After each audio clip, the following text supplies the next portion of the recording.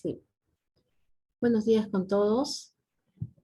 Gracias por su participación. Gracias por haberse inscrito en este nuevo webinar especializado en el sector de pesca. Gracias por acompañarnos. En esta oportunidad vamos a hablar un poco de lo que es la evolución del entorno laboral en este sector tan crítico, digámoslo así, porque es un sector que se ve muy impactado por los accidentes de trabajo, básicamente durante la faena de la pesca, ¿no? En esta oportunidad nos acompaña Estela Espetale. Ella es ingeniera ambiental, consultor en seguridad y salud en el trabajo para todos los clientes. Y también nos acompaña José Pescador. Él también es ingeniero, nos acompaña desde México. ¿La podemos dar la siguiente, por favor?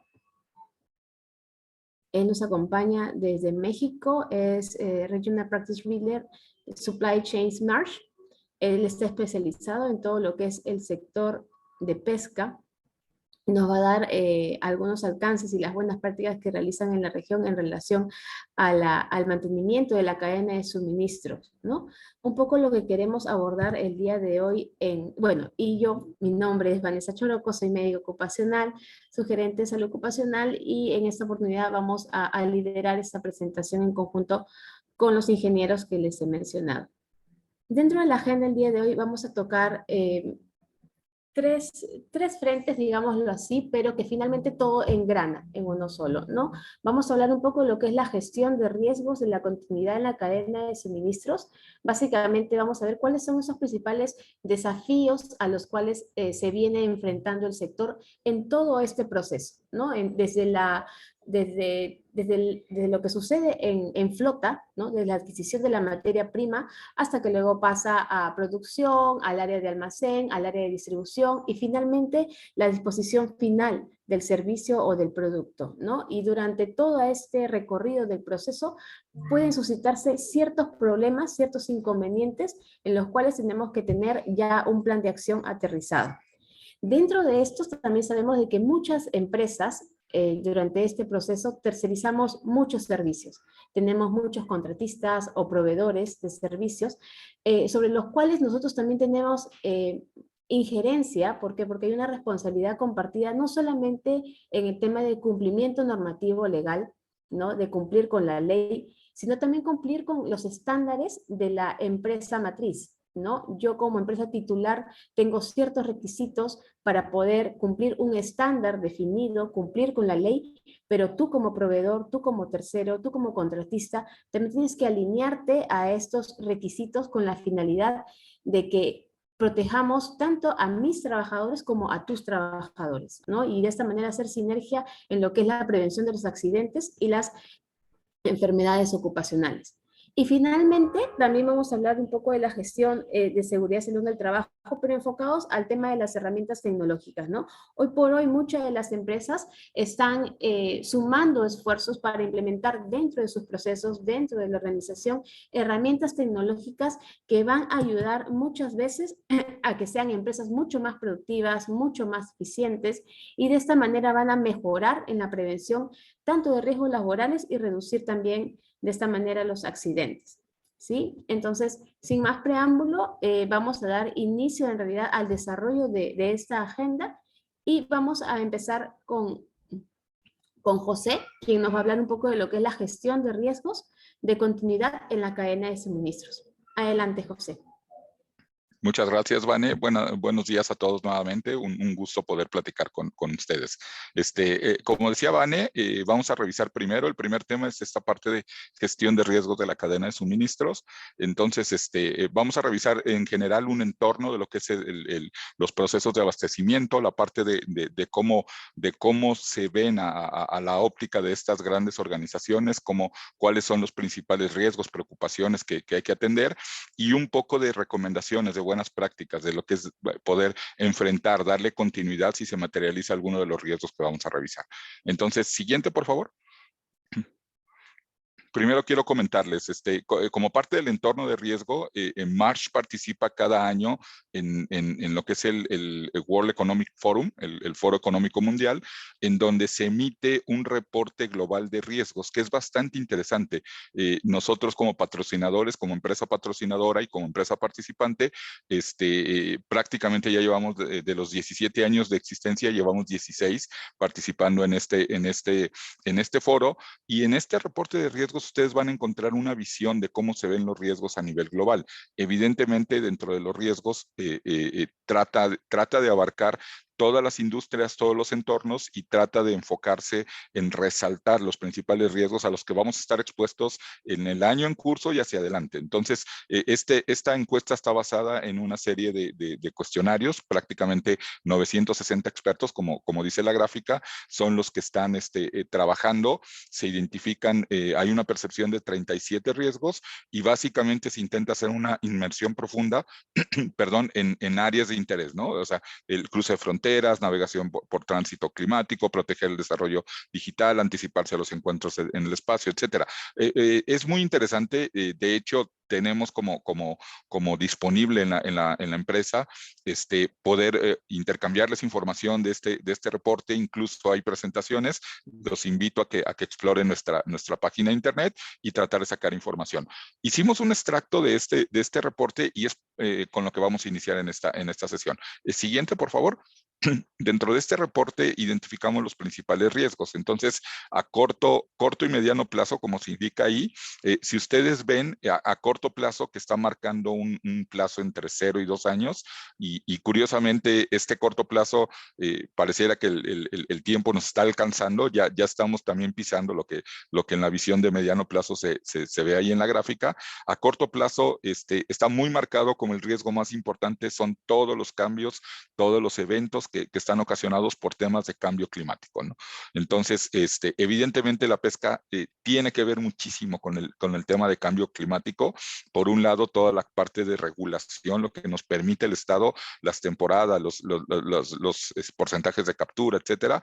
Y también, por otro lado, lo que está disponible. El cambio climático nos afecta muchísimo. La temperatura del mar nos afecta muchísimo en saber si tenemos disponible este activo, este bien, que es el que vamos a procesar, y el que es la razón de ser de nuestro negocio.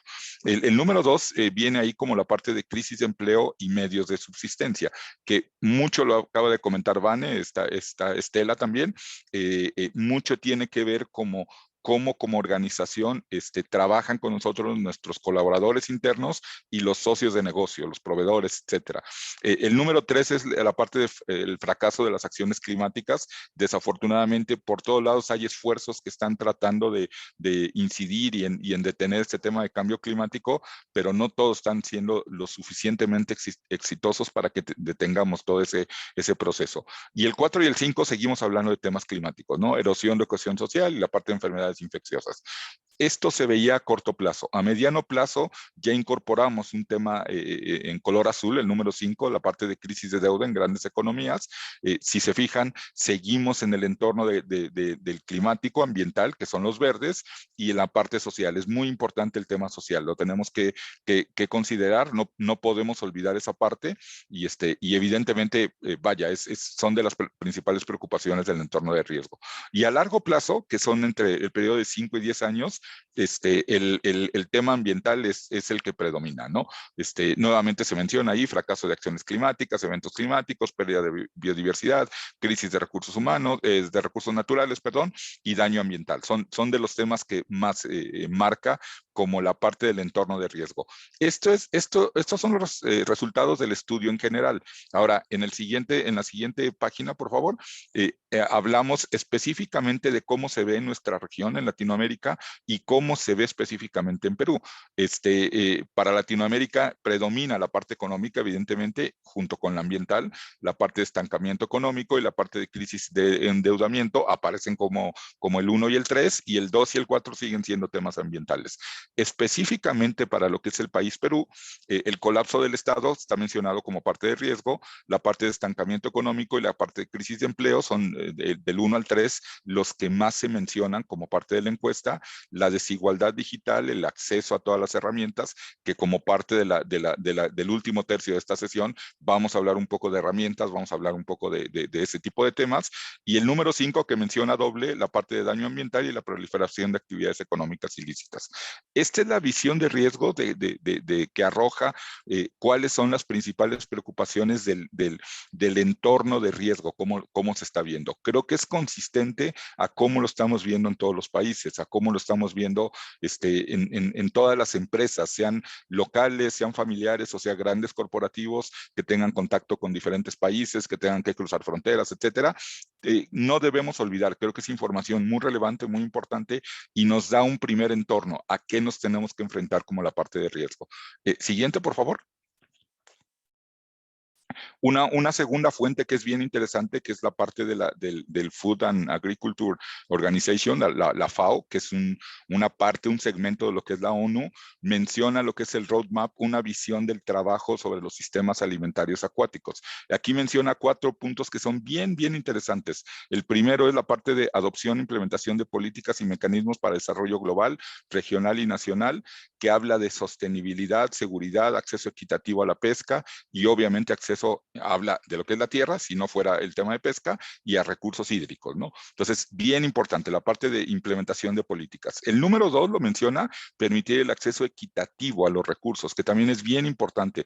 Creo que hay una preocupación porque las grandes organizaciones no absorban, no acaparen todos los recursos y haya un acceso en condiciones de igualdad, en condiciones de equidad, ¿sí? Para todo el tamaño de organizaciones. Habla también ahí de condiciones de trabajo, de igualdad de oportunidades laborales y para mejorar la calidad de vida de pescadores y trabajadores de la pesca.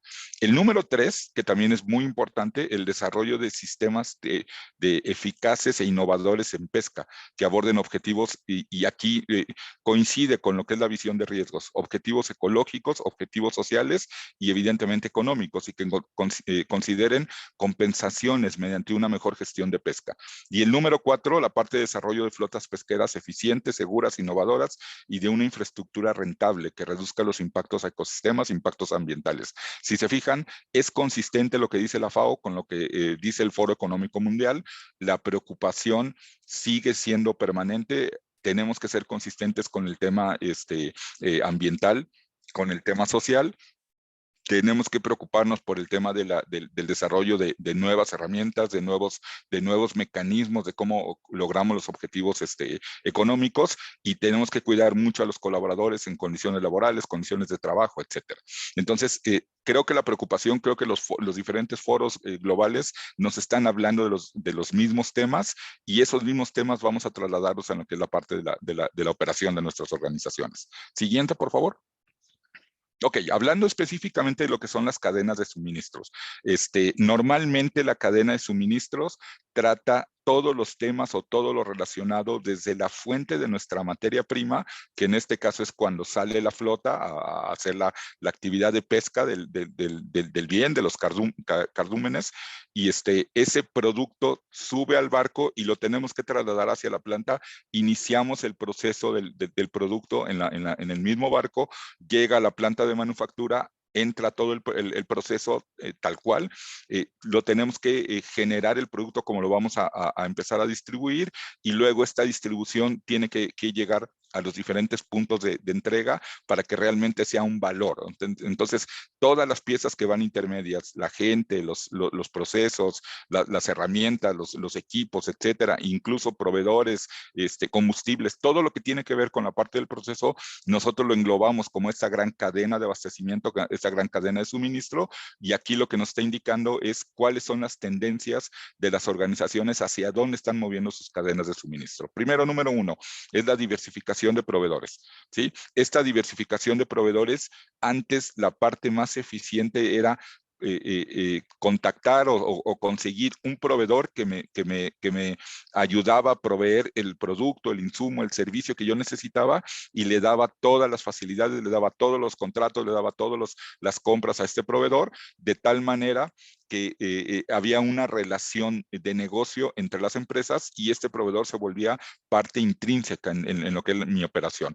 Nos dimos cuenta por eventos que han pasado, incluyendo evidentemente el tema de pandemia, que no todos los proveedores proveedores estaban disponibles. Muchas organizaciones no tuvieron tanto impacto, pero tuvieron que modificar sus procesos porque sus proveedores ya no estaban tan disponibles, ya no tenían el personal, ya no estaban tan cerca en cuestión de poder apoyar los procesos operativos. Entonces, esta diversificación cada vez toma una tendencia mayor en donde las organizaciones tienen más proveedores y de diferentes regiones y diferentes geografías. Entonces, ya no necesariamente es irle a comprar al proveedor más económico, al que tiene el precio más barato, aunque sea del otro lado del mundo, ya empiezan a considerar al proveedor cercano, evidentemente por disponibilidad, evidentemente por garantía de entrega, y ya es una alternativa real, ¿no? Las cadenas de suministro ya están abriéndose a esa posibilidad. El segundo punto que se menciona ahí es la regionalización de la cadena. Vuelvo a comentar, antes el mejor proveedor, no importaba que estuviera al otro lado del mundo, se me ofrecía el mejor precio y el mejor tiempo de entrega, yo lo contrataba en China, lo contrataba en Europa, en Asia, etcétera, y me entregaban en tiempo. Con todos los problemas que nos ocasionó, sobre todo el tema del COVID, no necesariamente ese producto llegaba en tiempo y estaba en las mejores condiciones de entrega. Entonces, poder regionalizar mis proveedores, poder recurrir a proveedores que son más locales, pero que están viviendo mi mismo entorno social, mi mismo entorno económico, ayuda mucho en el sentido de coordinar o sintonizar estas cadenas de suministro para que sea más fácil esta parte de integración. Y el último punto que se menciona ahí, el dilema de la cadena de suministro global, ¿no? Evidentemente, las cadenas de suministro, el principal driver, como se veían antes, era eficiencia de costos, eficiencia de tiempos. Hoy se está moviendo hacia la parte de regionalización, facilidad de acceso local y poder solventar con los elementos que tengo de una manera regional, de una manera local en un país intrínseco, poder resolver todos esos elementos sin tener que recurrir a un proveedor del otro lado del mundo. Entonces, básicamente estas son las tendencias que estamos viendo como parte de todas las cadenas operativas, y tomando esto como base, evidentemente hay un traslado del tema de riesgos. Ahora tenemos que identificar otro tipo de riesgos locales, otro tipo de riesgos que hablan de un entorno más cerrado, y esta parte de identificación de riesgos y poder montar elementos que me den continuidad si se materializa ese riesgo, son parte de las buenas prácticas que les queremos compartir. Siguiente, por favor. Ok, este es un dibujo muy sencillo, como vislumbramos nosotros de manera muy genérica. Consideren el dibujo primario, como vemos la operación de cada una de las empresas que ustedes representan. Tenemos una flota pesquera del lado izquierdo. Esta flota nos lleva el producto a una planta de producción. Ahí hacemos todo el proceso. Esto se traslada ya como producto terminado a un almacén, que tenemos que tener el control de inventario, tenemos que ver caducidades, fechas de envío, etcétera, en esta parte del almacén. Luego viene toda la parte de distribución y logística. Este producto que está en los pallets donde está en mi almacén, hay que hacerlo llegar al cliente final, al que me lo compra, al que le interesa que llegue este producto, y esa logística, ya sea que sea la empresa la responsable de hacer esta logística, sea el comprador el que sea el responsable, o una empresa tercera, ahí hay una integración muy fuerte de diferentes proveedores, se hace llegar el producto hasta el cliente final. Entonces, es un enfoque muy sencillo. Siguiente, por favor. Tomando como base este enfoque, nosotros ya sabemos, o de primera instancia, con todo el trabajo que tenemos, con todas nuestras bases de datos, ya sabemos que hay una serie de desafíos, de preocupaciones de los administradores de cada una de las secciones de esta cadena, que siempre tienen en la cabeza, y es permanente el trabajo de estar pensando en estas alternativas, y cuando se materializan, buscando soluciones. En el área de manufactura, en lo que es la parte de planta de producción, una preocupación que es permanente es que no se me vaya a parar, que no se me vaya a detener mi línea de producción, que no vaya a haber una interrupción en mi línea de producción, que no me vayan a fallar mis proveedores críticos de materia prima, de empaque, de etiquetado, incluso la parte de transporte, que es muy importante, que no vaya a perder yo los servicios críticos. Puedo tener todos los elementos, pero si me falló la energía eléctrica, si me falló el agua, si me fallaron los equipos críticos, es imposible que yo procese el producto. Entonces, son algunos de los desafíos que normalmente nos platican los directores de planta, los directores de operaciones de este tipo de sitios. En la parte de distribución siempre tenemos el tema de las áreas de almacenamiento, la disponibilidad de áreas. En el caso del producto que requiere cámaras frías o cámaras de congelación, evidentemente también son áreas que normalmente las tenemos llenas, o es difícil hacer la planeación de cómo ocupar, y eso incide en temas de planeación de producción, planeación de envíos, etcétera. La no disponibilidad de los socios de transporte, lo que yo les comentaba, si es mío, como parte, soy dueño del proceso de transporte o lo tercerizo, siempre lo tengo que tener disponible el mejor transporte en las mejores condiciones mecánicas, que me garantice el adecuado transporte, la adecuada custodia, etcétera. La parte de vías de comunicación, yo puedo tener todo mi proceso perfectamente en orden, pero hay un bloqueo, hay una huelga, hubo un daño por un evento natural, etcétera, y entonces no tengo las vías de comunicación adecuadas para hacer llegar el producto, y la penalización de clientes por desabasto, ¿no? Los contratos que algunas veces se firman con gobiernos, con empresas que me obligan a entregar cierto volumen de producto, y si no, caigo en temas de penalización. Estos son temas comunes en la parte de distribución. En el tema de riesgo natural, evidentemente, todos estamos expuestos a diferentes eventos naturales que nos pueden llegar incluso a afectar o a dañar las instalaciones, terremotos, la parte de eventos hidrometeorológicos, lluvia, tormentas, etcétera. La parte de tsunamis, evidentemente, es una actividad que tiene que ver con el mar. Entonces, cualquier evento que pueda ocasionar un tsunami, evidentemente me va a afectar, ¿no? Entonces, toda esta parte es importante. Y el último rubro que cada día toma más fuerza es la parte de servicios tecnológicos. Normalmente, las organizaciones ya están migrando a sistemas de control muy sofisticados, ahí lo estamos mencionando, los famosos ERPs, el Oracle, el SAP, etcétera, donde tenemos muy marcado todo el proceso, tiempos, volúmenes, etcétera, y dentro de esta información que nos da este sistema tecnológico, tenemos que marcar paso a paso lo que vamos haciendo o lo que estamos dejando de hacer.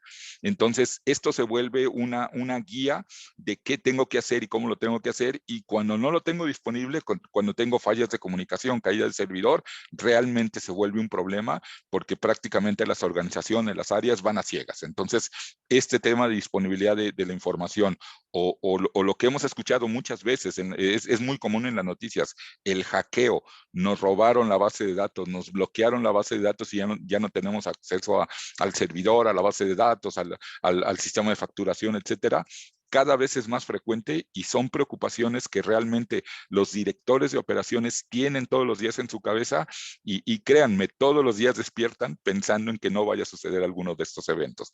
Entonces, como parte de los desafíos, nosotros vemos que hay una serie de elementos que son comunes en las organizaciones, no importa qué te dediques, no importa cuál es tu foco de negocio, siempre estamos pensando en este tipo de eventos. Siguiente, por favor.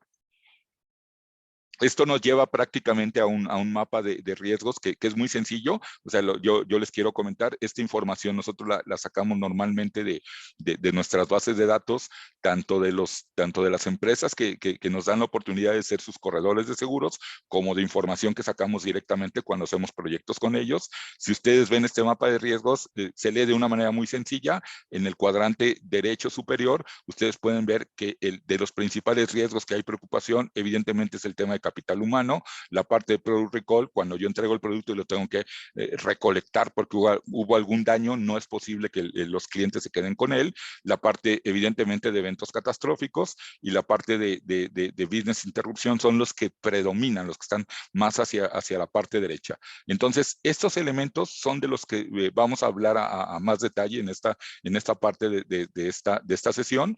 A mí me toca mucho, evidentemente, la parte de interrupción de negocio, poder atender el tema de impactos catastróficos y el resto, y de product recall, y el resto de la sesión vamos a hablar de capital humano, de temas de seguridad en el trabajo, de temas de herramientas, etcétera. Siguiente, por favor. Ok, aquí empezamos con lo que son los riesgos en las cadenas de suministro, y vamos a hablar un poco de los diferentes escenarios que puedo tener. Y es importante esta parte de los escenarios, porque normalmente cuando una organización quiere desarrollar programas de continuidad, tiene que iniciar con identificar los riesgos a los que está expuesto, y esos riesgos, cuando se materializan, esa palabra es medio difícil de entender, pero básicamente habla cuando el riesgo me impacta, cuando realmente ya me pasó ese riesgo, eso se convierte en un escenario y ese escenario es el que realmente tengo que resolver con mi programa de continuidad.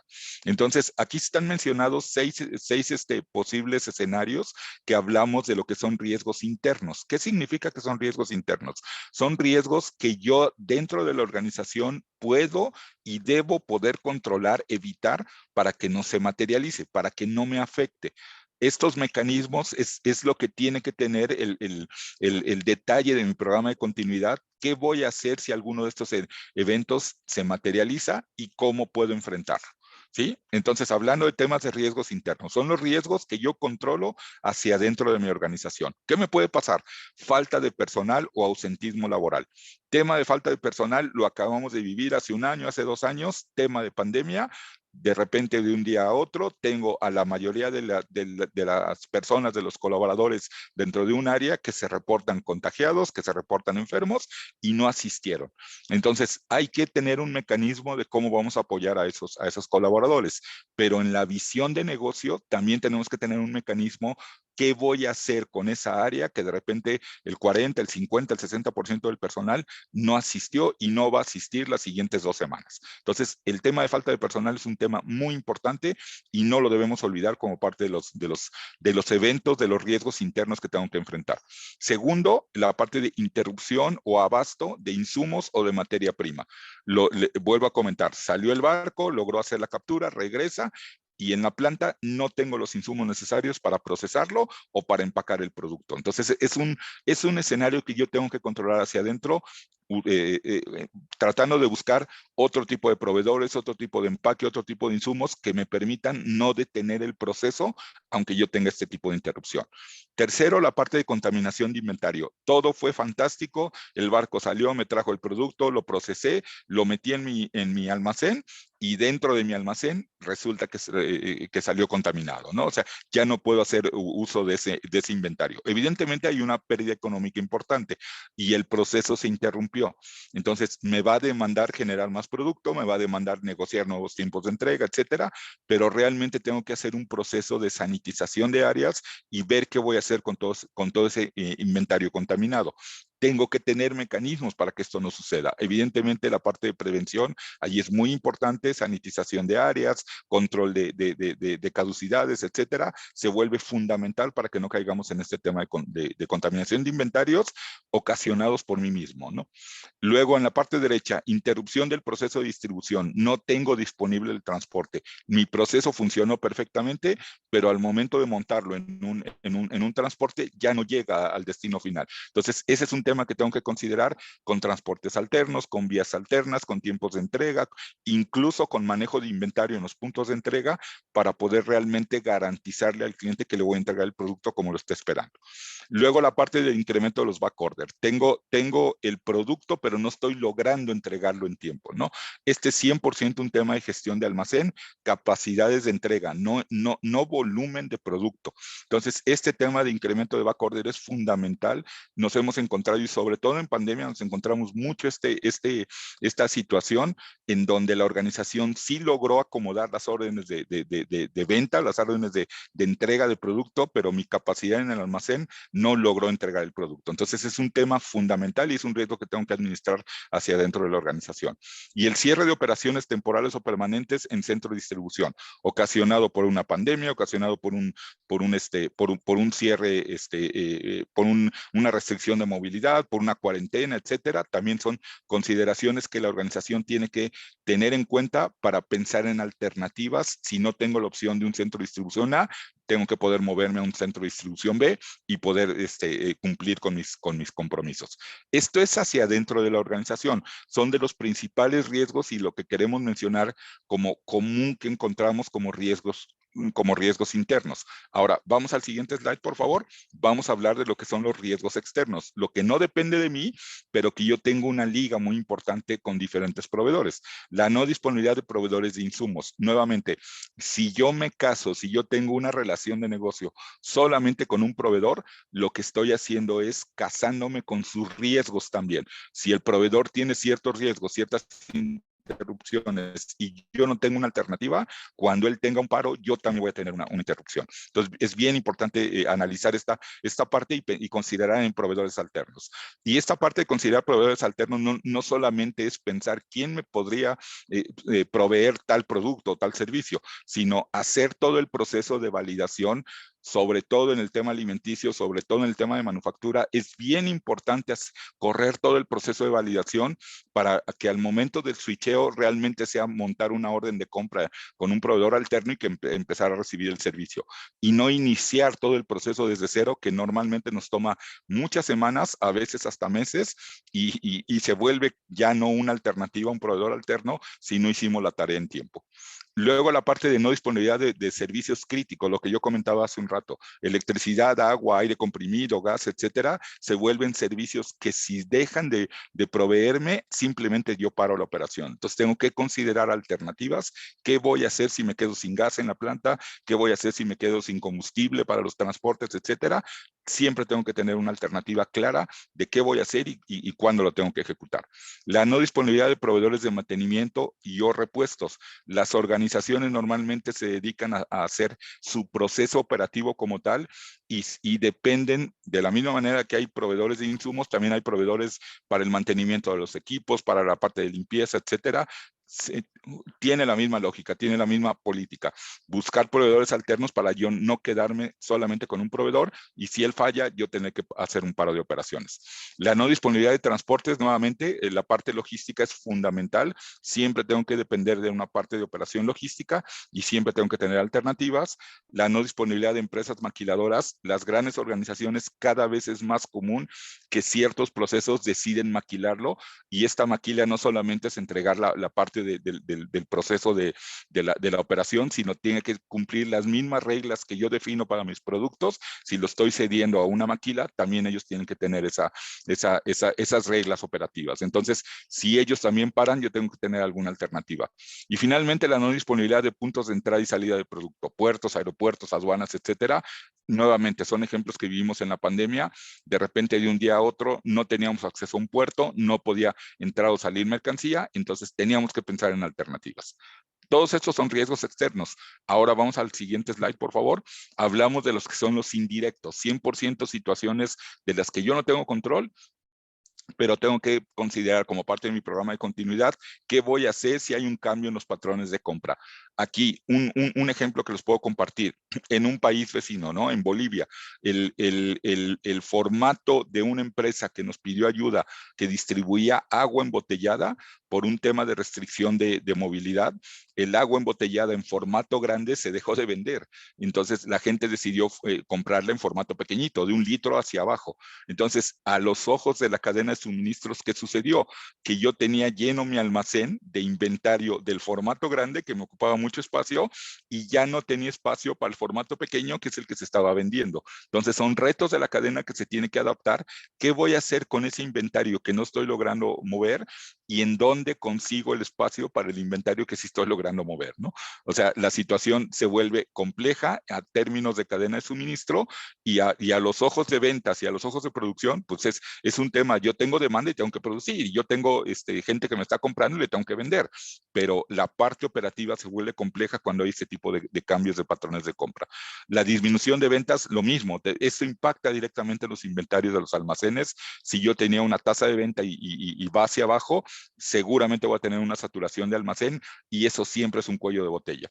La prohibición de viajes y transportes, nuevamente, si yo no tengo capacidad de enviar mi producto a ciertas áreas, voy a saturar tanto mi almacén como mis capacidades de transporte se van a ver contraídas y simplemente no voy a poder mover el producto.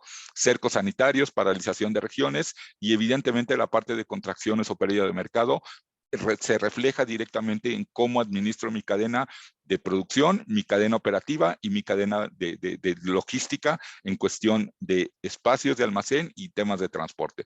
Si se fijan, acabamos de hacer un repaso.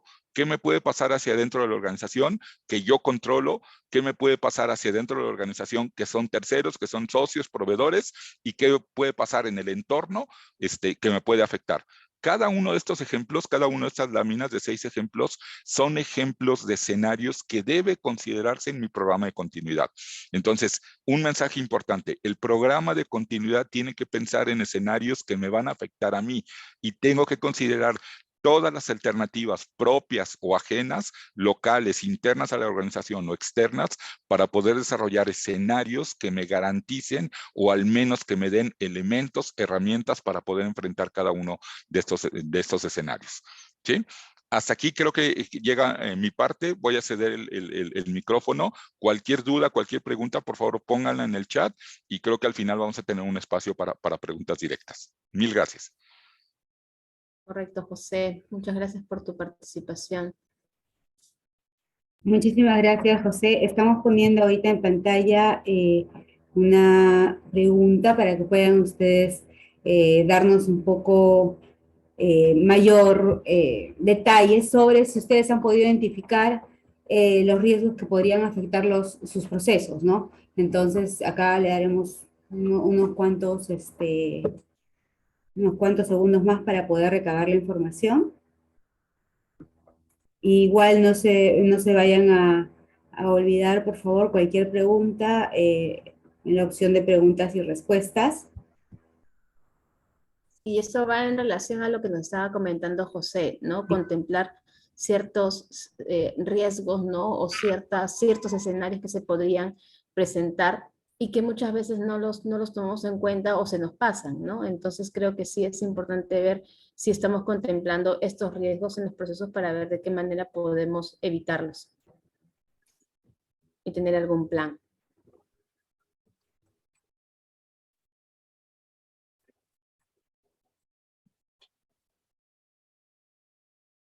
Muy bien, vamos a dar por concluida, en este caso, las preguntas, para pasar al segundo tema. En este caso, nosotros también dentro del entorno, de toda la evolución que ha tenido este entorno laboral, si bien es cierto que tiene que ver la parte de procesos, todo lo que hemos ido pasando por la pandemia, todo lo que hemos ido colocando desde un inicio, también hay un punto crítico importante que es la gestión de contratistas. En la gestión de contratistas, en este caso, nosotros lo que queremos es un poco evaluar algunos aspectos. Primero vamos a ver la parte legal, vamos a ver también el antes, el durante y el después de contratar un proveedor o un contratista. Pero acá la idea es un poco, no solamente considerar lo que la ley me va a pedir. La ley en realidad es clara, por lo menos la ley general me va a dar ciertos aspectos normativos, como que, por ejemplo, el empleador tiene que garantizar que, si bien es cierto, mis proveedores tienen que tener un sistema de gestión, pero yo tengo que garantizar que esta empresa tenga implementado este sistema, tengo que garantizar que se evalúe, que exista la mejora continua. También la parte de prevención, la verificación de que cuentan efectivamente también con los seguros que les aplican, dependiendo de la labor que vayan a realizar dentro de las instalaciones, y así también la vigilancia de cumplimiento legal. Hay diferentes herramientas que vamos a poder utilizar. Sí, efectivamente, eso también lo vamos a ver en la parte ya de desarrollo del tema, pero en este caso son pautas que yo tengo que considerar para poder establecer claramente la evidencia de que yo hago esta revisión. Normalmente hemos podido ver que no existe siempre evidencia, o se tiene evidencia de, por ejemplo, los proveedores principales, los más grandes, o los que están in-house, pero quizás tengo algunos otros procesos dentro de los cuales van a ingresar algunos contratistas que no ingresan de manera permanente, pero que sí tienen un alto riesgo. Entonces siempre tenemos que tratar de cubrir todos los puntos que vayan a afectar, en este caso, de cualquier manera, a mi empresa, mi responsabilidad, a mis trabajadores y mi entorno. Otro de los puntos que la norma me exige es que todos tenemos que tener el mismo nivel de protección en cuanto a seguridad y salud en el trabajo. Entonces, acá se establecen parámetros, se establecen estándares, hacer que se cumplan de la misma manera, tanto para mis colaboradores como para los que están ingresando en lo que es mi empresa, llámenla mi casa, porque yo estoy recibiendo a alguien de fuera, que estoy dándole las condiciones bajo las que yo he establecido que se tiene que trabajar. También se tienen que, en este caso, notificar los accidentes, incidentes peligrosos, enfermedades de trabajo.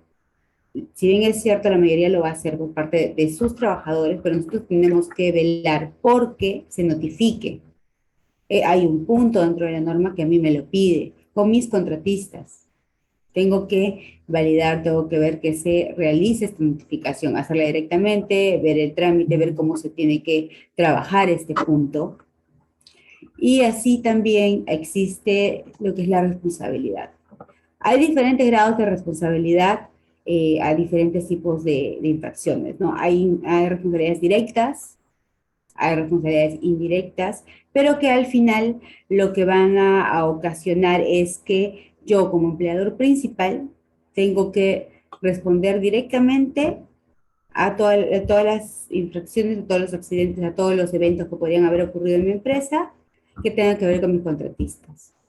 Entonces, en este caso, no solamente es por un evento también que me haya creado un accidente, sino también pueden ser por incumplimientos legales. Si mis contratistas no tienen un sistema de gestión, han ingresado a mi empresa sin tener, por ejemplo, un seguro complementario de trabajo de riesgo y le aplicaba, y yo no he velado porque eso se cumpla, también como empresa yo soy directamente responsable de esas infracciones. Ahora pasando ya un poco al tema de la gestión de los contratistas. Lo hemos dividido, como les mencioné al inicio, en 3 puntos. Lo que tengo que considerar antes, durante y después. El antes, normalmente la mayoría no lo maneja, porque ya tenemos a mi contratista ahí, ya está, y lo que hacemos es tratar sí de que se alinee, que es lo que usualmente se ha venido trabajando. La idea es que este tipo de prácticas se vayan un poco estableciendo, las que les voy a mencionar ahora, pero para no solamente los nuevos, sino también ir alineando los que de repente yo ya tenía, siempre que la estructura me lo permita. Lo primero que tengo que hacer siempre es clasificar a mis contratistas. Tengo contratistas que van a ser rutinarios, no rutinarios, de alto riesgo, de bajo riesgo, los que están dentro de mis instalaciones todos los días, así como voy a tener los contratistas que van a venir una vez a la semana, que van a ir solamente para mantenimientos, que vienen para hacer pruebas hidrostáticas, para hacer diferentes trabajos, pero yo tengo que clasificarlos y para esto se tiene que establecer variables internamente, o sea, puede ser frecuencia, puede ser nivel de riesgo, puede ser la cantidad también de personal destacado. No es lo mismo de repente tener una empresa tercera, un contratista que tiene dentro de mis instalaciones 5 personas que un contratista que va a tener 80. No va a ser jamás la misma gestión. Entonces, la idea acá es que nosotros podamos establecer estas variables internamente para poder clasificar a los contratistas. Acá mucho va a tener que ver algunos otros criterios que también estamos considerando para más adelante. Primero los clasifico y luego la idea es que yo pueda seleccionar a mis contratistas en base a una serie de pautas. Estamos poniendo acá dentro de las consideraciones que se tiene que dar criterios claros. Existe el área de logística, el área de compras, el área que va a contratar el servicio, que no necesariamente es el área que converse directamente con el área usuaria, con el área de seguridad y salud en el trabajo, por ejemplo. Entonces, acá el área de seguridad y salud en el trabajo, el área legal, tienen que tener claros los criterios para que puedan seleccionar un servicio que va a venir de fuera, ya sea bases de concurso, de licitaciones, términos de referencia o contratos, etcétera. Los criterios tienen que estar bien claros y establecidos. Acá se va a considerar desde qué requisitos tiene que presentarme a mí el contratista, qué datos yo necesito como mínimo. Y para esto he hecho yo el paso anterior, que es la clasificación del contratista. De repente, para mi contratista de alto riesgo, que tiene 30 personas dentro de mis instalaciones, y adicional lo veo todos los días, les voy a pedir un listado de 40 documentos, mientras que para el contratista que va a venir una vez al año a hacer un mantenimiento específico, le pediré una lista de 25 documentos. O sea, esos criterios tienen que estar claramente establecidos y las áreas que van a ver esta contratación, esta selección, tienen que tenerlo claro, ya en un documento oficial. Eso es algo que se tiene que ir trabajando. Adicional a esto también, para que yo pueda seleccionar a los contratistas, se tiene que hacer una evaluación de las propuestas, una evaluación de qué me está presentando ese contratista, pero también adicional la capacidad que tenga de gestionar, porque la empresa puede ser que en documentos me muestre que sí tiene una capacidad, un sistema de gestión de seguridad en el trabajo, pero al yo hacer una revisión, una evaluación, a ver los antecedentes, hacer una revisión un poco más profunda, yo veo que este contratista no tiene la capacidad de gestionar los riesgos. No les entrega en este caso el personal suficiente, la supervisión con las competencias correctas, el recurso no solamente humano, sino también de soporte, no me va a poder a mí permitir tener esa capacidad de gestión de los riesgos que yo haya podido encontrar dentro de todo el esquema de actividades que van a realizar mis contratistas. Adicional y como un plus se tiene que considerar las certificaciones y los logros. Si mis contratistas tienen una certificación, un ISO, puedan tener alguna clase de logro adicional, la empresa que haya de repente ganado algún concurso como la empresa contratista más segura, que tengan un tema de implementación de un programa de seguridad basado en comportamiento, o sea, todos esos logros o certificaciones que pueda tener este contratista me deberían de ayudar a mí a darles un plus y una puntuación mayor a un contratista que pueda tener las mismas características, más no estas certificaciones o logros que se haya esforzado este contratista en conseguir en el tiempo. Acá voy a poner también algunas consideraciones que ya va un poco con la parte legal, ¿no? Yo tendría que tratar de homologar a mis contratistas. Tendría que hacer una homologación previa. Ya tengo mi homologación previa, pero tengo también a todo mi grueso de contratistas que ya estaba antes. Entonces ya tengo a este grueso de contratistas que estaban antes, lo que tengo que hacer es alinearlos. Entonces tengo que hacer esta homologación también periódica, tengo que evaluarlos de manera periódica y tener un plan estructurado para poder gestionar todos los riesgos que ellos tienen, ellos asumen, pero también la parte documentaria que ellos tendrían que tener. Adicional a estos puntos, yo voy a considerar contratos. Los contratos tienen que tener ciertas pautas, condiciones mínimas, de acuerdo a la clasificación que les hablé en el primer punto, que no deberían ser negociables. Entonces, esto tendría que estar claramente establecido en un contrato. El área legal ahí me tiene que ayudar a trabajar y a manejar estos contratos. No está un área aislada de la otra, sino justamente es trabajar en conjunto, de manera interdisciplinaria, para que podamos gestionar estos riesgos y cubrirnos legalmente.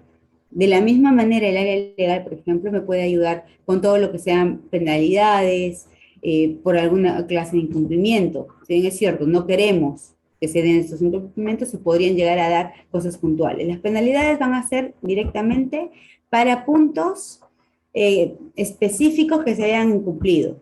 Vamos a poner, no se les entrega, por ejemplo, no se hizo cambio de EPPs a los 2 meses de cierto tipo de EPPs que yo había considerado que se tiene que cambiar cada ese periodo de tiempo por el tipo de riesgo en el cual están expuestos.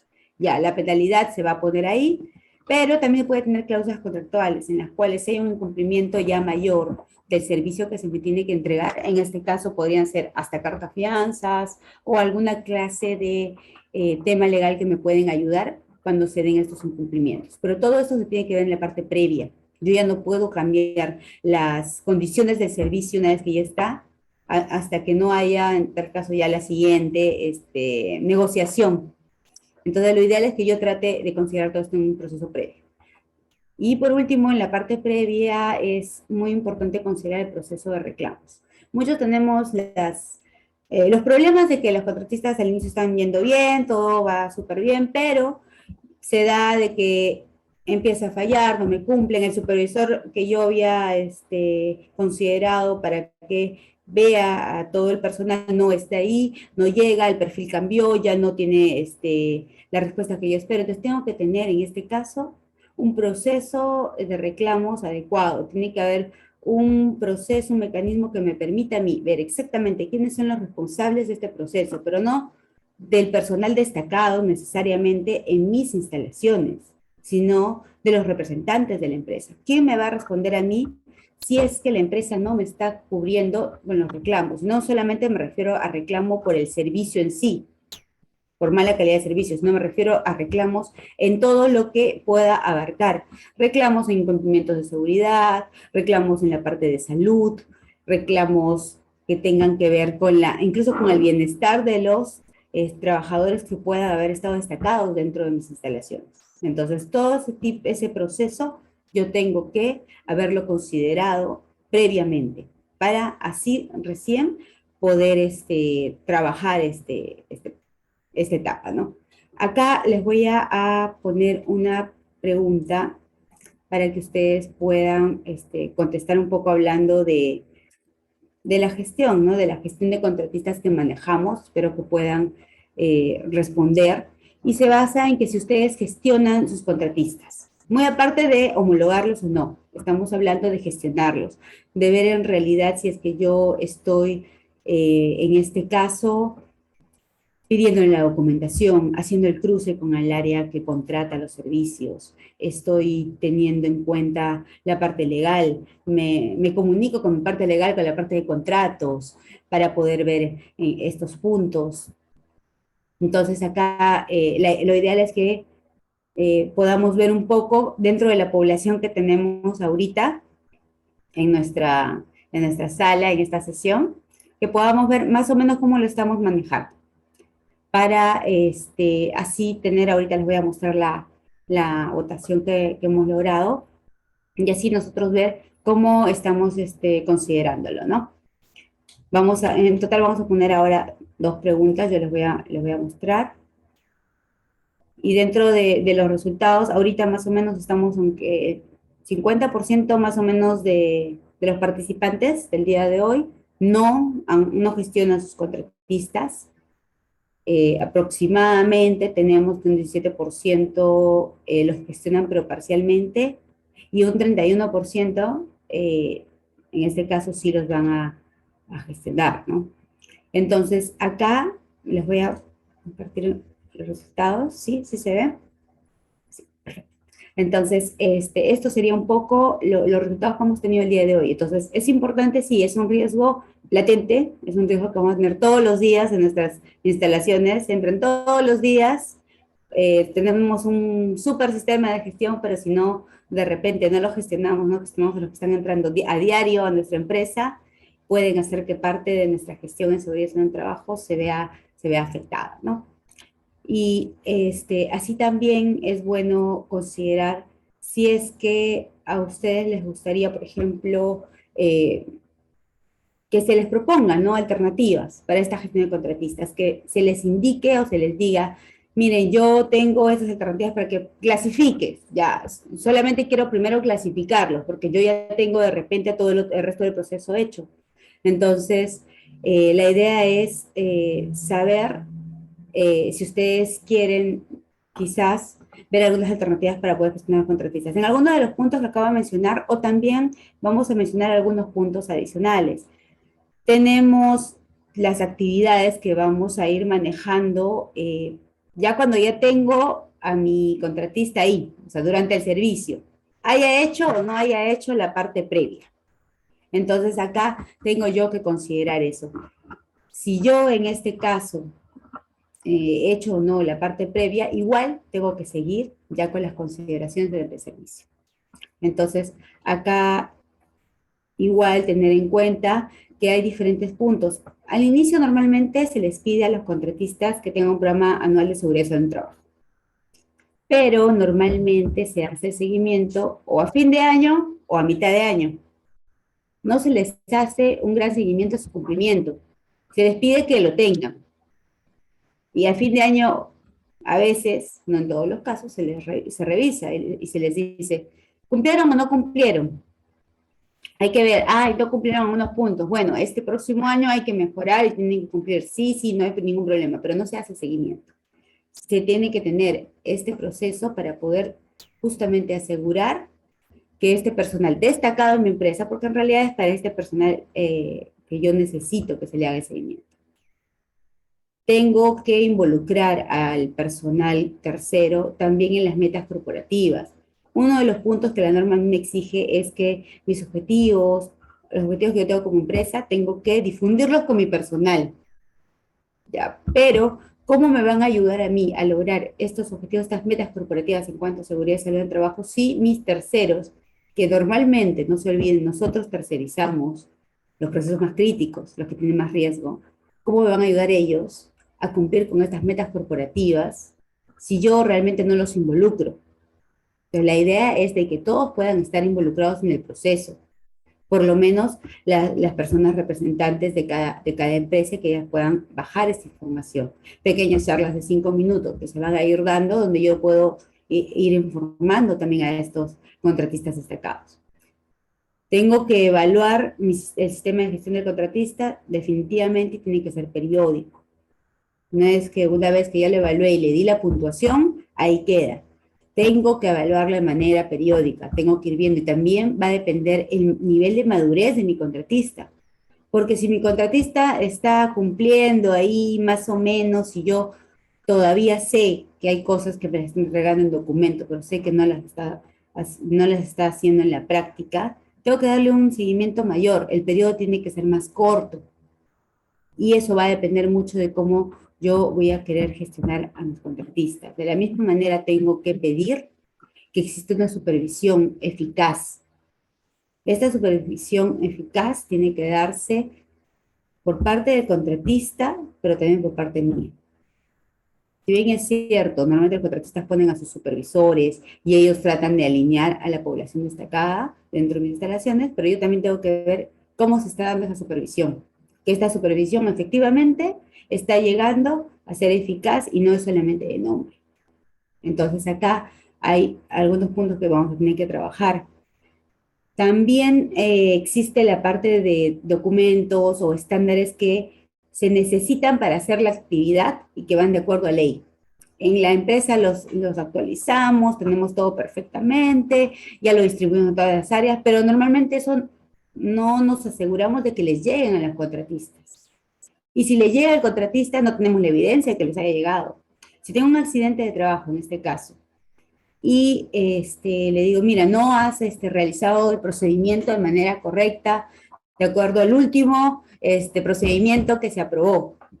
Pero yo tengo que es la versión anterior. Sí, pero tengo uno nuevo. Pero ustedes no me lo entregaron. Entonces, ahí lo que yo tengo que hacer, ¿qué es? Primero, asegurarme de que se entreguen todos los estándares, pero también tengo que tener la evidencia de que se haya bajado, no solamente el responsable de la empresa, sino que este responsable lo haya bajado al personal destacado en mis instalaciones. No está y nunca va a estar de más que la información se repita. Prefiero 1000 veces que se repitan 20 veces esta información, que el trabajo diga, sí, ya nos han dicho ya que tenemos el nuevo estándar, y que me digan, no sabía, no tenían la más mínima idea de que había un nuevo estándar sobre esta actividad que yo desarrollo día a día. Entonces, es trabajar en eso y tener la evidencia. El equipo de protección personal es un tema también crítico, complejo, porque normalmente tengo que corroborar, no solamente que se les dé, sino el estado en el cual se les entrega a los contratistas, pero también las fichas técnicas que se podrían considerar para algunos elementos que van a utilizar, los productos químicos. Por ejemplo, algo muy común es que cuando tengo un contratista, por ejemplo, los de limpieza, revisan actividades. Tú vas, tienen sus EPP, sí, te muestran, los utilizan, sin ningún problema. Pero les pide las hojas de seguridad de los productos que ellos manejan. Sí, creo que hay una acá. Sacan a veces un file, te muestran una hoja o cualquier documento, pero no saben exactamente qué es. Lo tienen ahí, archivado, porque se los entregó su supervisor o el encargado de la empresa. Pero no lo conocen. No saben cada cuánto tienen que cambiar su PP. Nadie se asegura de que de repente la mascarilla que les dan para que la cambien diariamente, realmente las cambian. O que los zapatos que les entregan realmente los usan. Algunos agarran, siguen usando los anteriores, que están deteriorados, y los otros se los llevan y no los utilizan. Entonces es un poco hacer esta verificación. Normalmente va a bastar con inspecciones de repente inopinadas para que se pueda lograr esto. La salud física y mental de los contratistas también se tiene que tener en cuenta. Lo ideal es de que si yo tengo dentro de mi empresa algún programa de promoción y puedo incluirlos, tratar de incluir a todo el personal contratista, ¿no? El tema de repente de comer sano, estoy haciendo capacitaciones sobre aprender a alimentarme, o el tema de que yo tengo que considerar, por ejemplo, que si tengo un tema de estrés, algo que pueda afectarme de manera psicológica, tengo que decirlo, tengo que hablarlo, y tengo un programa ya implementado. La idea es que ellos también puedan tener ese conocimiento, yo involucrarlos en ese proceso. Y las instalaciones donde se desarrollan las actividades de estos contratistas tendrían que tener por lo menos ciertas características mínimas en cuanto a seguridad en el trabajo. Normalmente, no sé si la mayoría han podido ver, pero cuando se dan las instalaciones, cuando se tienen instalaciones ya establecidas, existe el baño del contratista, el baño de la empresa, o las habitaciones cuando se da, por ejemplo, en otros sectores, ¿no? Habitaciones para contratistas y habitaciones para los de la empresa. Y las instalaciones son completamente diferentes, pero también afectando un poco la parte de la seguridad y la salud. Entonces, es un aspecto que se tiene que tener en cuenta. No se pide de repente que tengan las mismas comodidades extras, pero sí las condiciones mínimas para que se asegure por lo menos la parte de la seguridad de estos trabajadores y la salud de los mismos, ¿no? El acceso igualitario a diferentes servicios, servicios higiénicos, comedores, camerinos, espacios comunes que puedan ingresar a áreas que les permitan asearse, cambiarse en condiciones adecuadas. La calidad alimentaria también, un poco velar porque los comedores o los servicios de alimentación que se van a brindar a esos contratistas estén de acuerdo por lo menos con lo que es las normas sanitarias, ciertas estructuras. No se olviden que igual se enferma alguien que está destacado, igual me va a generar a mí pérdidas en diferentes sentidos. En el proceso me va a generar también que de repente en vez de trabajar 5, trabajen 4 y les expongan a que pueda haber un accidente, la fatiga, etc. Así también es importante que validen las competencias del personal destacado.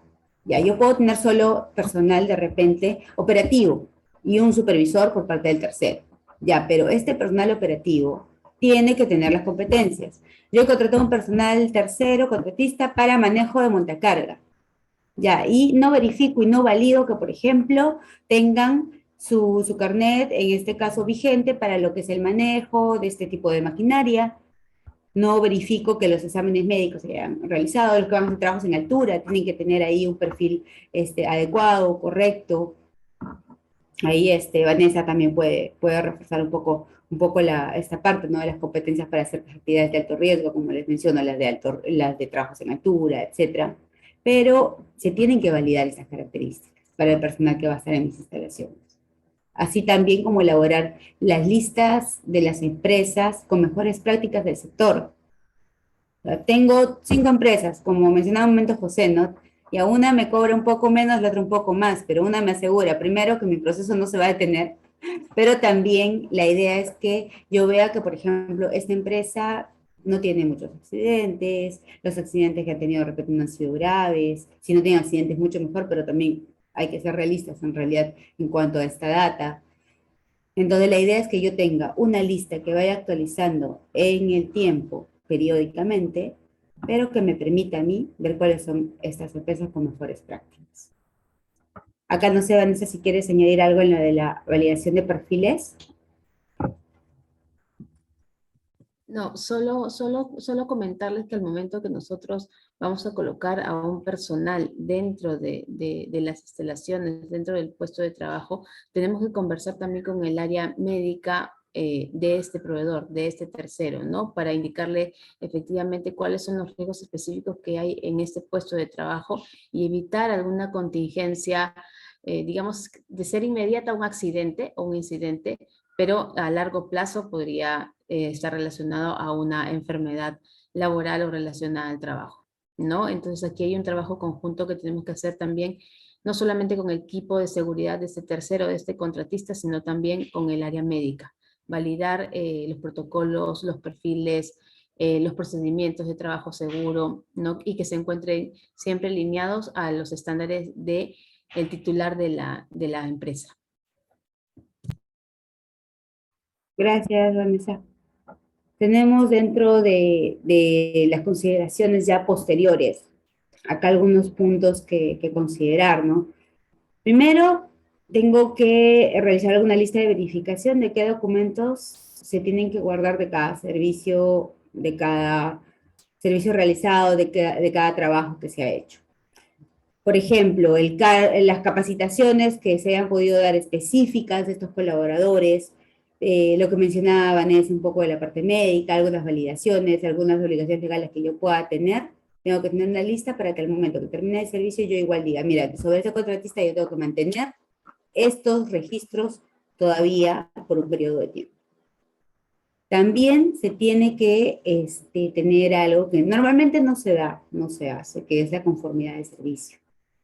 Tengo que tener un acta de conformidad de servicio o también puedo establecer un récord de la calidad del servicio entregado. Acá no solamente, como les mencioné en un punto, es ver la calidad en este caso, la calidad del producto que yo he tenido, que está bueno, que es de buena calidad, sino también, en este caso, ver si hubieron accidentes, incidentes o algunos eventos que pudieron, en este caso, hacer que el servicio no sea el correcto en diferentes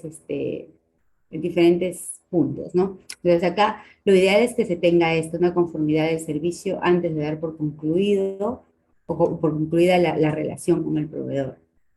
Luego, también es importante, dentro del sector sería ideal, en este caso se puede ver todo lo que tenga que ver con la parte de conflictos laborales que se puedan haber presentado en el sector, ¿no? Que se tienen que revisar, se tienen que ver si hay algunos puntos, ya que se puedan haber dado algunos casos.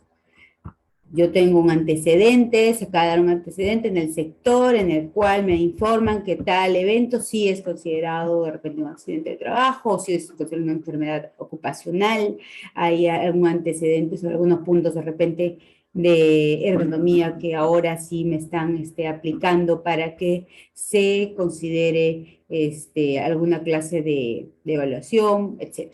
Eso se tiene que compartir y revisar siempre de manera interna. Y como les mencioné ya previamente, llevar un registro sobre la gestión de los reclamos de cada contratista y los reconocimientos también dentro de las instalaciones, dentro del servicio entregado, porque la que les mencioné anteriormente era la empresa en sí. Ahora estaríamos hablando del desempeño de esta empresa dentro de las tareas que han realizado en el día a día dentro de mis instalaciones.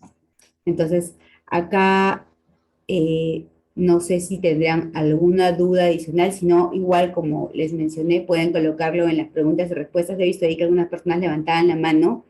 Les pido que, por favor, coloquen sus consultas. Si desean en el chat o si desean en el punto de preguntas y respuestas para nosotros poder irlas respondiendo posteriormente. Ya sin más preámbulo, igual yo le daría igual pase a Vanessa Choroco para que ella igual avanzando con el tema. Sí, gracias, Estela. Sí, bueno, un poco alineada a lo que hemos estado conversando ya en la primera parte con José, que tiene que ver con la cadena de suministro, con Estela, que también con los intermediarios de este mismo proceso, que son los contratistas y los terceros. Vamos a hablar ahora un poco en relación a lo que son las herramientas tecnológicas, ¿no? La tecnología en el tema de la gestión de los riesgos laborales. ¿Cómo es que nos permiten optimizar nuestros procesos, hacer que seamos una empresa mucho más productiva, mucho más eficiente, ¿no? Y conseguir que estos espacios de trabajo sean mucho más seguros para nuestros trabajadores, porque vamos a mejorar la prevención tanto de los riesgos que hay en los puestos de trabajo, como también en la reducción de los accidentes en los puestos de trabajo. La siguiente, Estelita, por favor.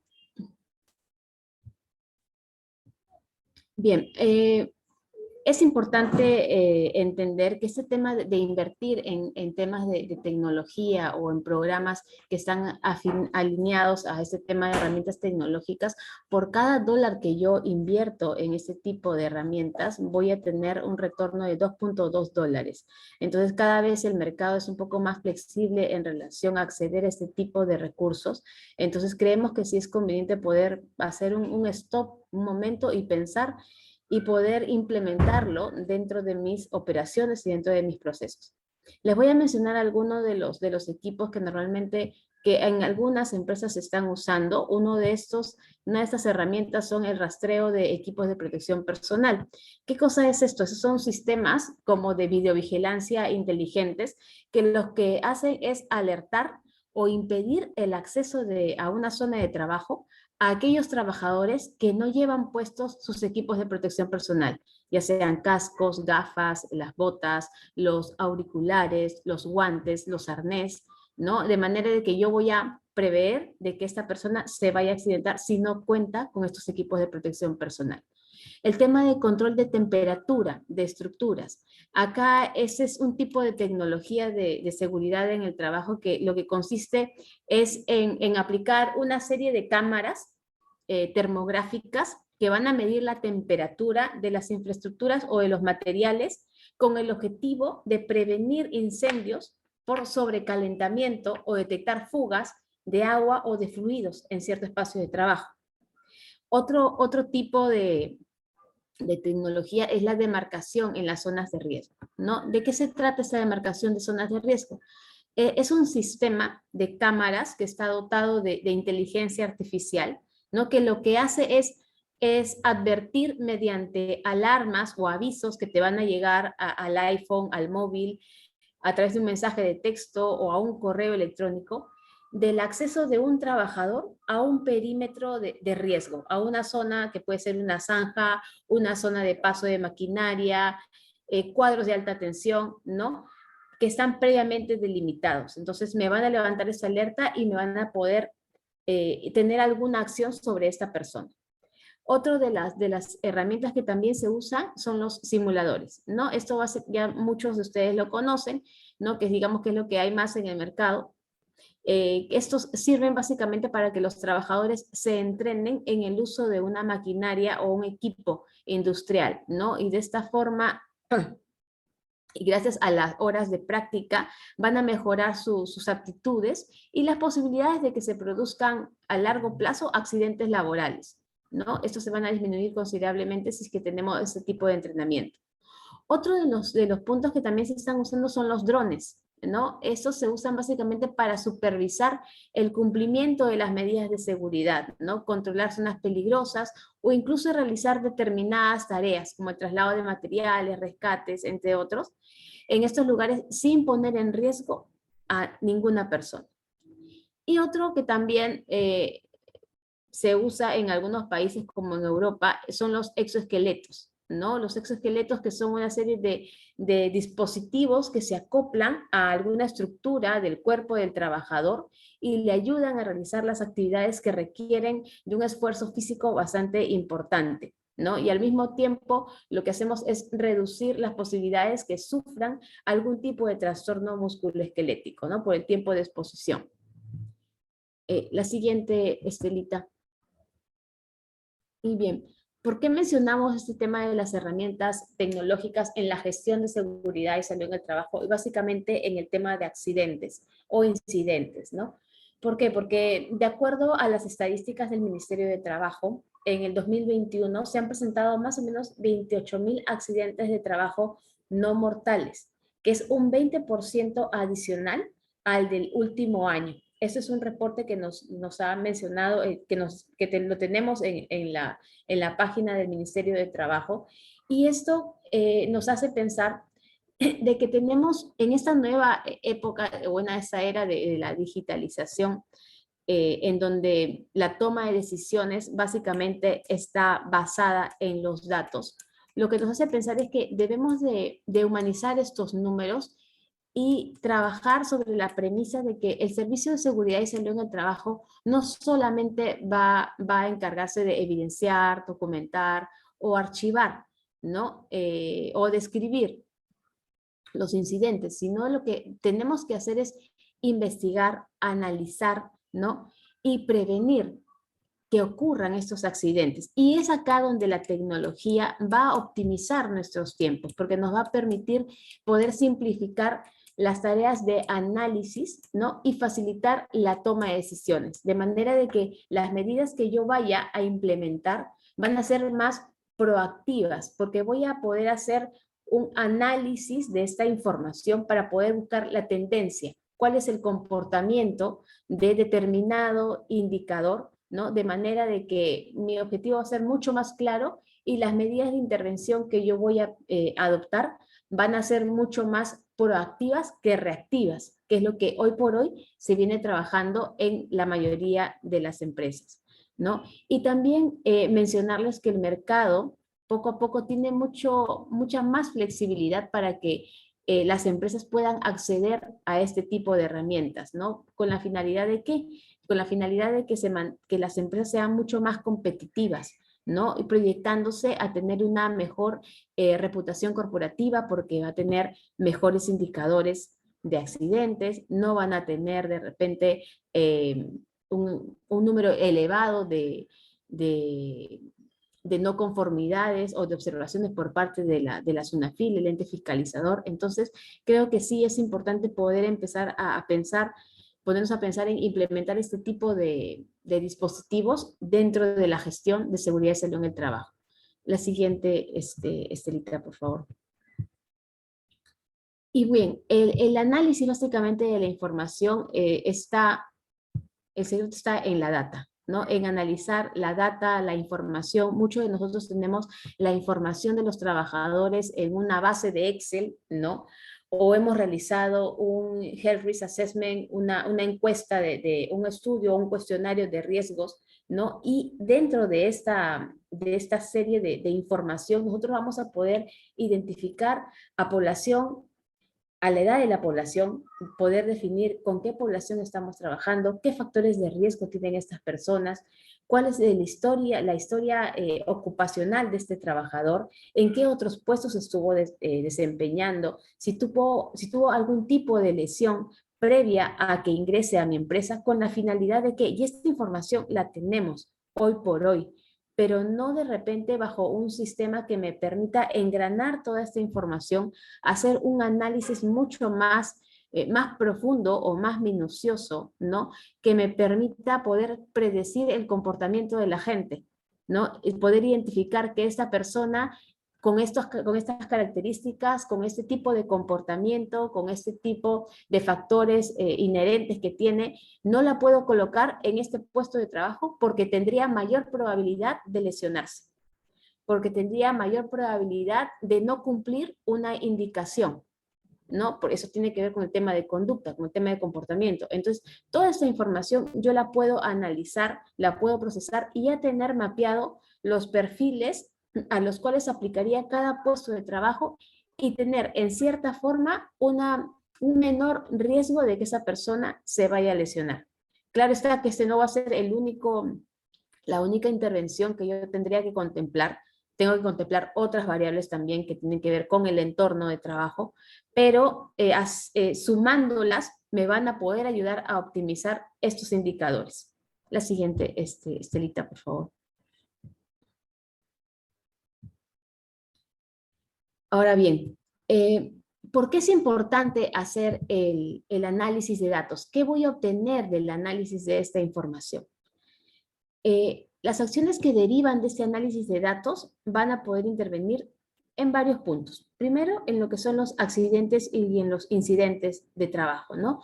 ¿Por qué? Porque voy a poder mejorar el análisis de causas de las desviaciones detectadas gracias a este tipo de herramientas que van a permitirme analizar estos datos que vienen de diferentes fuentes, ¿no? De manera de que yo voy a poder hacer intervenciones que no sean de los métodos tradicionales, ¿no? Basados en técnicas más reactivas, donde las medidas preventivas se toman después de la ocurrencia del accidente, sino definir un nuevo marco de intervención que va a estar sustentado básicamente en la implementación de intervenciones o de medidas proactivas que se anticipen a posibles accidentes, ¿no? Porque voy a hacer un análisis de tendencia y de detección de áreas de mejora.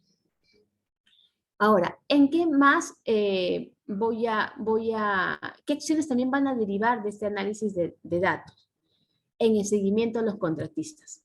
Sabemos de que muchas de las empresas estamos tercerizando muchos servicios, ¿no? Sin embargo, es importante poder identificar o determinar cuál es la conducta preventiva, ¿no? Identificar a aquellos contratistas que necesitan un mayor seguimiento preventivo, ¿no? De repente poder definir qué contratas tienen altos indicadores de accidentes, qué contrata tiene altos indicadores de incumplimiento con la Ley de Seguridad y Salud en el Trabajo, ¿no? ¿Cuántas contratistas han tenido problemas de repente con las hojas de SSTR, ¿no?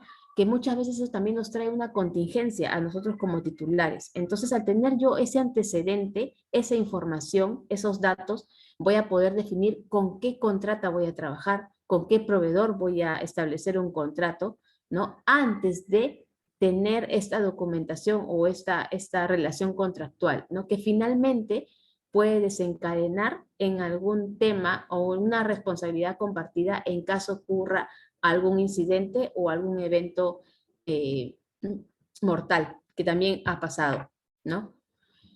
En relación a lo que es la salud ocupacional, ¿no? ¿De qué manera nos va a facilitar estas herramientas? Nos va a permitir analizar los datos de vigilancia médica, un poco lo que les mencionaba, ¿no? Poder ver los hábitos de los trabajadores, ¿no?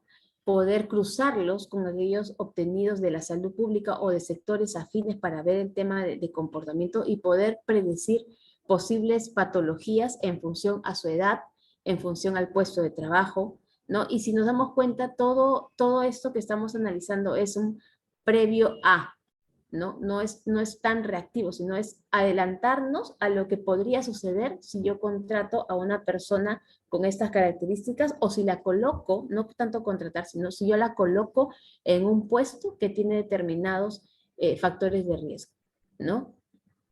Y también de qué manera vamos a intervenir, vamos también a intervenir en los actos y situaciones inseguras, ¿no? Los actos y las situaciones inseguras son básicamente, una de las principales causas de accidentabilidad, ¿no? Entonces, realizar un seguimiento, una medición y el análisis de estas situaciones derivadas de diferentes fuentes que pueden ser informes de investigación de accidente, observaciones preventivas, las auditorías, las inspecciones de trabajo, los informes de los coordinadores de seguridad y salud, las actas de comité, ¿no? Toda esta información va a ayudar a determinar cuáles son las desviaciones con mayor probabilidad de que ocurra, ¿no? Enmarcadas siempre en el contexto de la actividad relacionada. Entonces, tenemos que entender que esta información o estos datos también las podemos obtener no solamente de la manera convencional que hoy por hoy las tenemos, ¿no? Que es a través de unas fichas, de algunos Excel que manejamos, sino a través de repente de aplicaciones, de algunos aplicativos en las tablets, en los móviles que nos van a permitir optimizar mejor nuestros tiempos y de esta manera poder tener un seguimiento o mucho más exhaustivo de estos actos y situaciones inseguras. La siguiente es Estelita. Ahora, en relación al tema ergonómico, ¿no? ¿Por qué mencionamos el tema de ergonomía? Sabemos que en el sector de pesca mucho de los trabajadores, muchos de los operarios hacen o realizan trabajos en alta mar y los trabajos los realizan sobre superficies muchas veces inestables, bajo ciertas condiciones que pueden hacerlos susceptibles a accidentes o a lesiones musculoesqueléticas, ¿no?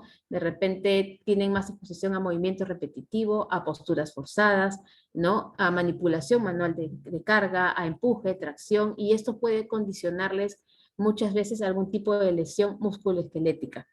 Entonces, la ergonomía aquí juega un rol muy importante, ¿no? En los últimos años se ha desarrollado mucha tecnología relacionada al tema de dispositivos que son capaces de registrar movimiento en tiempo real, ¿no? Que realiza una persona y generar una recreación en una imagen 3D de dicho movimiento, ¿no?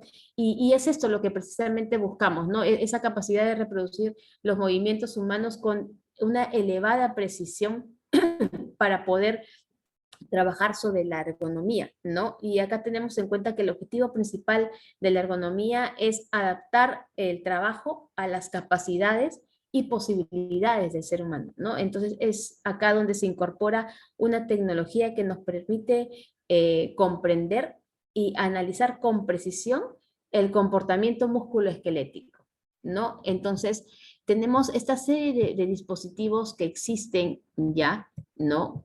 En el mercado, que son herramientas que nos van a poder medir de manera precisa los ángulos, poder determinar algún cambio en la tarea, incluso el rediseño del puesto de trabajo, ¿no? Y en el mercado existen diversos aplicativos, diversas herramientas de análisis y diseño asistido que podríamos implementarlo durante nuestros monitoreos ergonómicos que hacemos tanto en la faena como en las áreas operativas, ¿no? En las áreas de producción, ¿no?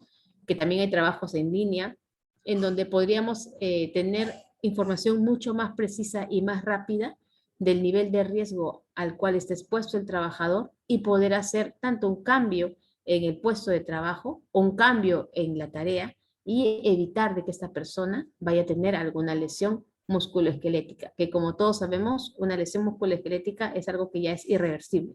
La persona ya se dañó y simplemente hay que evitar de que aún se siga dañando, ¿no? Pero el objetivo de esto es evitar que exista esa lesión. Entonces, aplicando este tipo de intervenciones o metodologías, hacemos que sea mucho más fácil poder evitar la aparición de estas lesiones musculoesqueléticas en nuestros trabajadores. La siguiente, Estelita.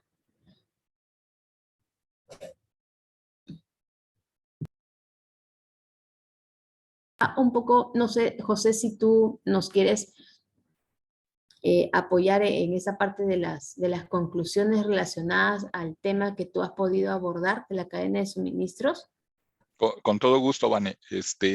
A manera de conclusión, y digo, recordando un poquito la primera parte de esta sesión, comentábamos que las cadenas de suministro están diseñadas para optimizar recursos. En contraparte, los programas de continuidad están diseñados para minimizar pérdida y recuperar operación lo antes posible.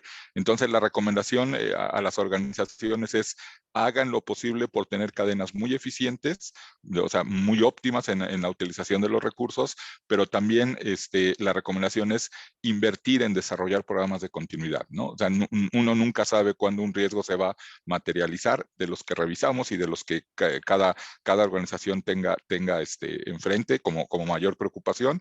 No sabemos cuándo ese riesgo se va a presentar en mi organización y me va a ocasionar una interrupción. Entonces, siempre es bueno desarrollar este tipo de programas.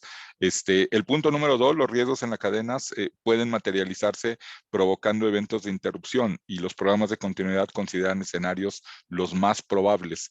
La recomendación es que estos escenarios se revisen al menos una vez cada año, o cuando sean sensibles los cambios en la organización, cuando compré nuevos equipos, cuando compré cuando creció mi plantilla de colaboradores, cuando me cambié con un proveedor, etcétera. y bueno, la idea es poder tenerlos actualizados lo más vigente posible, ¿no? El tercer punto es la oportuna identificación de riesgos y adecuada gestión de los mismos puede evitar grandes pérdidas y grandes procesos de interrupción. Lo mismo, la recomendación. El tema de riesgos es un tema que está latente ahí. Pueden pasar muchos días o muchas semanas sin que suceda nada, pero cuando se presenta es importante que yo sepa qué hacer y cómo hacerlo, ¿no? Y los últimos dos puntos, los escenarios de interrupción pueden ser diseñados tan complejos como lo queramos hacer, pero la realidad es que siempre nos dice, la realidad es mucho más creativa que nuestra capacidad de visualizar los riesgos, ¿no? Es común que se presenten eventos con riesgos mezclados, o sea, yo pensé en un evento aislado y resulta que el evento real integra 2 o 3 riesgos al mismo tiempo. Entonces, la recomendación es, en la medida que uno puede trabajar en la gestión de riesgos y en el desarrollo de programas de continuidad, es en la medida que uno está mejor preparado. ¿Sí? Perfecto, José. Gracias. Y bien, utilizar estos avances tecnológicos que habíamos mencionado también, es importante contemplarlos, puesto que va a mejorar las condiciones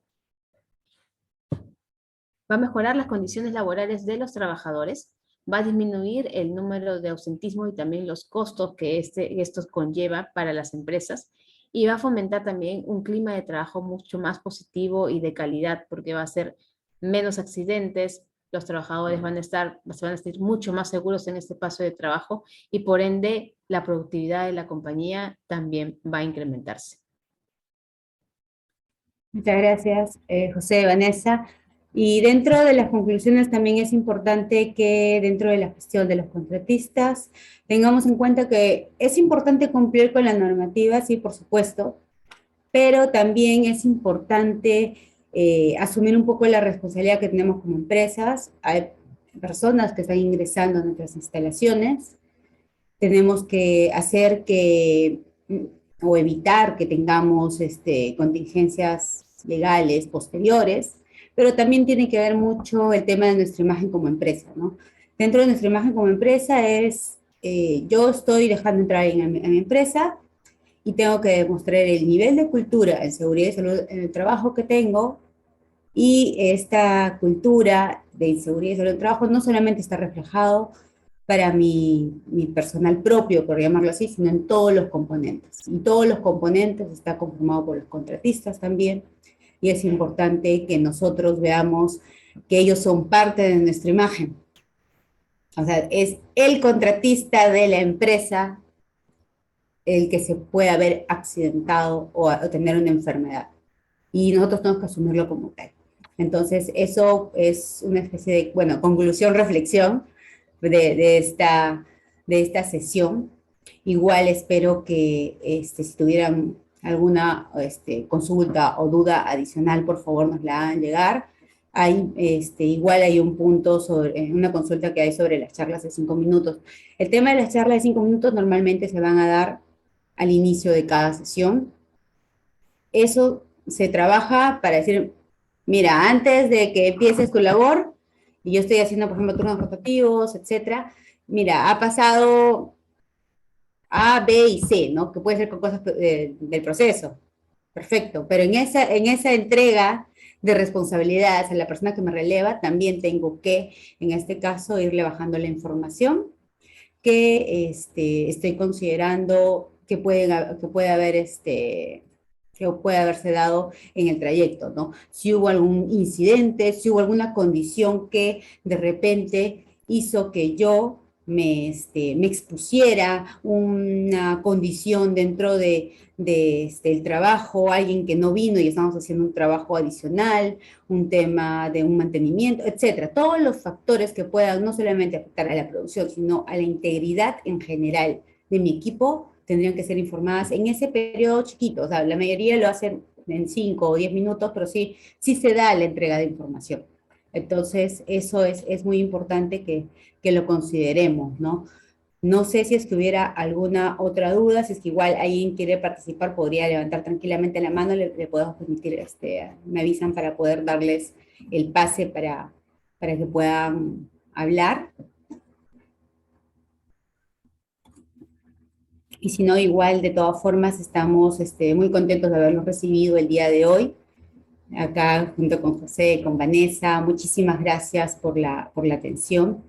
Hemos tratado de darles un enfoque completamente integral de todos los factores que van a poder evolucionar en esta nueva realidad que ya es la que vivimos hoy por hoy. Entonces, no sé si Vanessa, José, quieren añadir algo el día de hoy. No, nada, más bien agradecerles de igual manera como lo has mencionado, Estela, a todos los participantes en el March College del día de hoy. Agradecer a José también por su participación, se ha dado el tiempo. Él tiene una agenda bastante compleja, pero se ha dado el tiempo para poder colaborar con nosotros y ilustrarnos con lo que domina. Y si ustedes tienen alguna duda, alguna consulta en relación a cómo gestionar tanto el tema de la continuidad de cadena de suministro, como cómo gestionamos a nuestros contratistas, no duden en escribirnos en nuestros correos electrónicos. Al final de la presentación, vamos a enviar la presentación y la grabación, ¿no? En donde van a estar nuestros correos electrónicos, y cualquier duda y consulta lo pueden hacer a través de ese medio. Estamos encantados en poder ayudarles y a ese soporte que necesiten. Gracias. Yo quiero agradecerles de verdad, Estela, Vane, muchísimas gracias por la invitación. A todos los asistentes, de verdad, gracias por el tiempo. Estoy a la orden por el correo electrónico. Solo quiero invitarle a toda la audiencia. Hay muchísima información de los 3 temas que tocamos. Si gustan explorar nuestras páginas de internet, etcétera, hay muchísima información, y como lo mencionó Vane y Estela, de verdad estamos a la orden. Cualquier pregunta, cualquier cuestión que quieran que ampliemos, estamos en el correo electrónico o si nos buscan directamente, ¿no? Y de verdad, mil gracias y que pasen todos un buen día. Muchísimas gracias igualmente a todos, y no se preocupen, que se les va a enviar la presentación de la cual mencionó Vanessa. Se les va a enviar también la grabación. La grabación puede tardar un poquito más, pero también se les va a estar remitiendo el enlace para que la puedan ver. Igual tienen dudas, quieren algo adicional, por favor, sin ningún problema. Junto con la presentación vamos a colocar el correo de los 3 para que puedan acceder a la información que necesiten. Muchísimas gracias a todos por el tiempo brindado. Muchísimas gracias, Vanessa, José, y a todo el equipo y a todos los participantes el día de hoy. Espero que en realidad les haya podido aportar en algo todos los puntos que hemos tratado el día de hoy, que la idea es esa, tratar de brindarles un poco información que pueda aportarles en su gestión. Muchísimas gracias a todos. Gracias. Buenos días.